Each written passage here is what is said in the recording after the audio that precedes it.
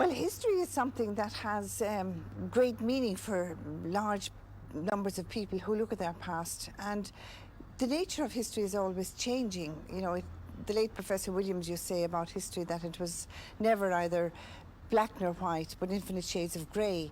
And by that we mean that people are always coming in and changing their version and their view of the past as they get more experience, more understanding, or inject more meaning into some incident or some forgotten memory that they have revived of the past. A lady living in Loughgall, and with her children 5, she begged for the sake of them to let her be alive, that she might go to England, her husband there to see, and to live in peace and unity, and far from popery. Historians began to look at the myth of 1641, and particularly American historians who are very much into the myth element of history, and again began to delve into the Inquisition papers and the deposition papers, and to see, did it make sense that such a powerful myth, which disturbed the Ulster settlers at the beginning of the events of the 1640s, which coincided with the Civil War in England, did that account for the kind of irrational fear which invades the settler community, later the unionist community in Northern Ireland, and which makes them fear the Catholics with such intensity and such irrationality, and perhaps with such conviction that they will never make common community with them. At least 1,000 faithful souls in Portadown were slain. All were the deeds of popery, their wicked hordes to gain. But God sent down brave Cromwell, our deliverer to be, and he put down popery in this land, us Protestants set free. I saw Paisley quoted it recently in a lecture he gave, well, at least some years ago, in a lecture he gave to the Bobby Jones University.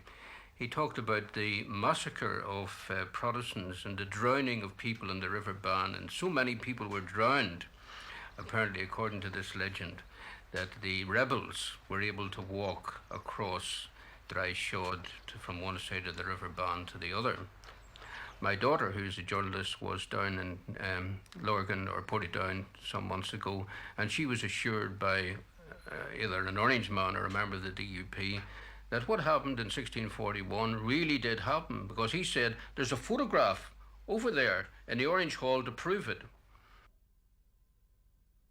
The propaganda at that time said that something like 300,000 people were killed or driven from their homes or suffered in some other way.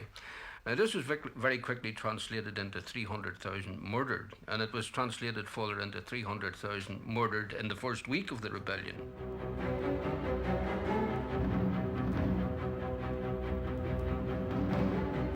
(1641) was a period of bitter conflict in England between Charles I and Parliament, and of deep tensions between Protestants and Roman Catholics. In the circumstances, it wasn't always easy for people to separate truth from fiction and propaganda, particularly where Ireland was concerned.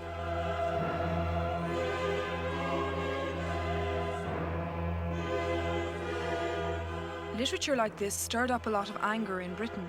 People were led to believe that Catholic rebels had massacred 300,000 Scots and English Protestants in 1641.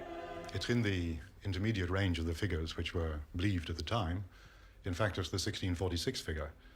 4 years earlier, the figure that was commonly accepted was one of 154,000. 6 years later, it was 600,000. But in talking about the rebellion, I think that it's really not very useful to try to establish exact numbers. The major controversial issue, in fact, historically, has been whether a rebellion took place at all.